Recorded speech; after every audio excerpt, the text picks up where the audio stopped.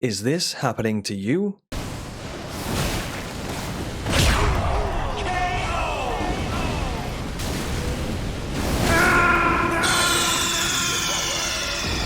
Then you're in the right place for video game training.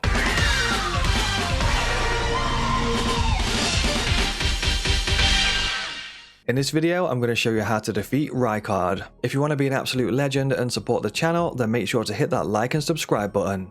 My name is Azzavhar or Azza. Now let's get into the video. I'll just show you where this battle is on the map. You want to be heading to this audience pathway site of grace, and you'll see the boss fog wall right down here. So let's head on inside. For this fight, we're going to be using the intended weapon, which is this Serpent Hunter, so make sure to pick this up. After we've got the Serpent Hunter, we're then going to open up the map and then fast travel to the round table. Once we're at the round table, head on over to the blacksmith, equip this Serpent Hunter weapon. We're going to be leveling up the Serpent Hunter using somber smithing stones. You may need to use some golden runes from your inventory to actually have enough runes to level it up. After that, talk to the blacksmith, and then we're just going to level that up as much as it can go. So it's gone up to +6. +6 will do for now. Whilst you are here, level up any spirit summons that you may want to use in this fight. We're going to be using Ancestral Followers Ash +5. Once that's all done, head back to the audience pathway. I'll just show you the setup that we're working with for this fight. So we're going to be using the Serpent Hunter weapon, which is the intended weapon for this battle. I'm actually going to switch out my headgear. I normally put this bandit mask on for fashion,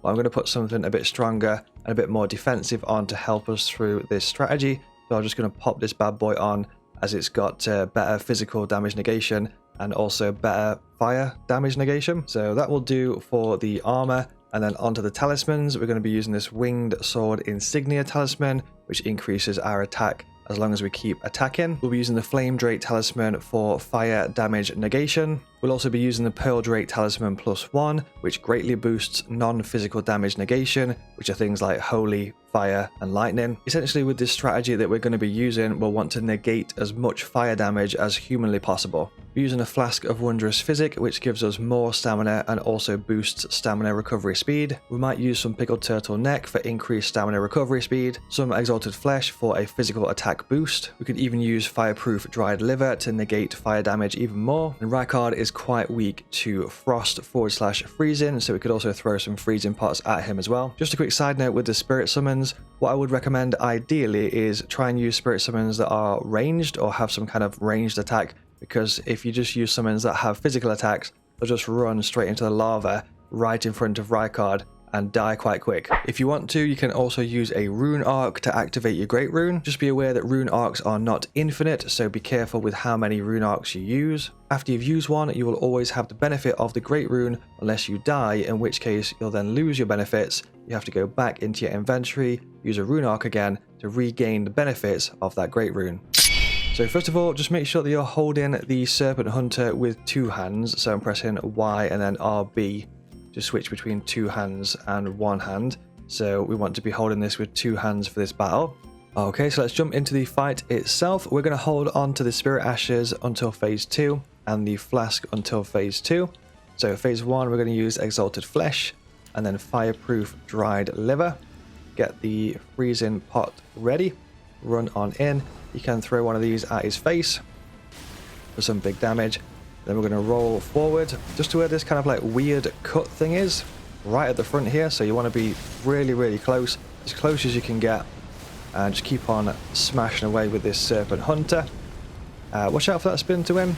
It might knock you back. Sometimes you can roll to avoid it, and sometimes you can also block it as well, but don't worry about it too much. Just make sure your health is looking decent.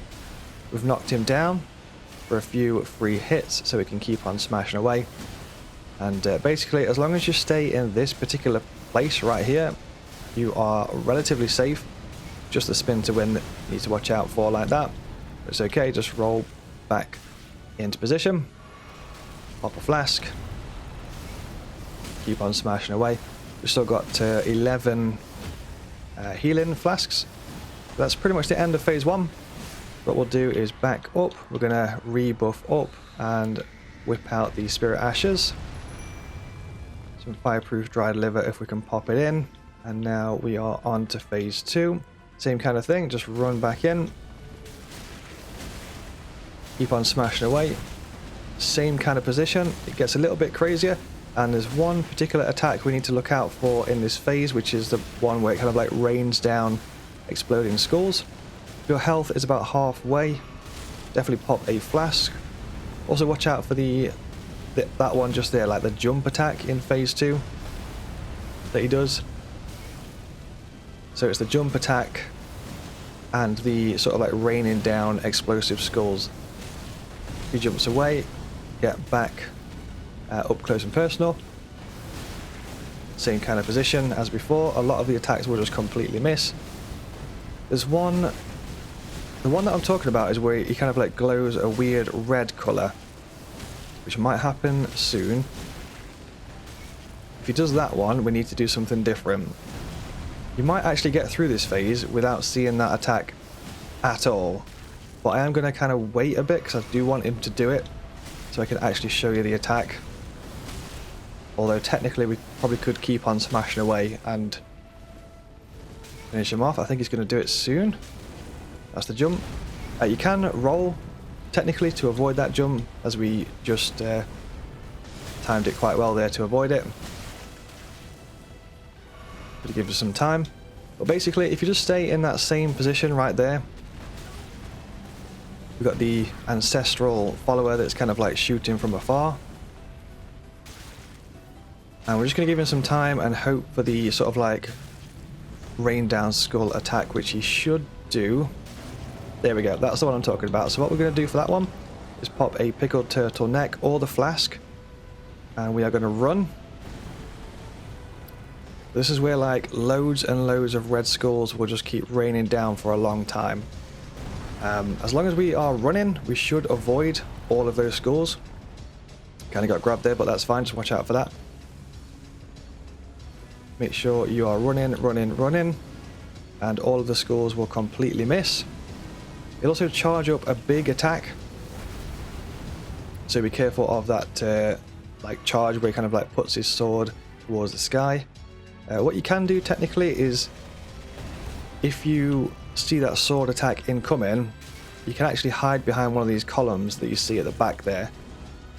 So you can avoid that by, if you're running away from the exploding skulls, you can actually hide behind one of the giant columns, specifically for the sword strike attack, and it will actually hit the column instead of hitting you. But other than that, basically just keep running to avoid those skulls. If you're lucky, then you won't even get the raining down skulls attack at all. Obviously we got grabbed by the snake as well, so just keep an eye on the snake itself and try to sort of like roll through the grab attack to avoid that. But other than that, just get yourself back into that position just next to this cut right here. Keep on jabbing away, and that is the fight. Hopefully you enjoyed this video and it helped you out in some way. If it did, remember to like, subscribe and drop a comment. You can check out all the other content that I make at Azzavhar.com.